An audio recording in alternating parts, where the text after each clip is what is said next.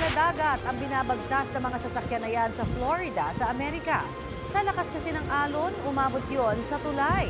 Bunsod po yan ang epekto ng Hurricane Helen, kaya't ipinasara na ang tulay at iba pang kalsada dahil dyan.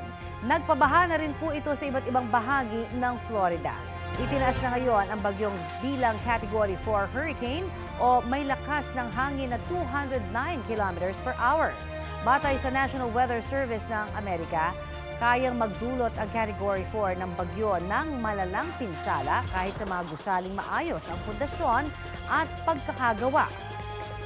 Pinangangabahan ng National Hurricane Center doon ang posibleng storm surge na ayon sa direktor ng ahensya ay unsurvivable.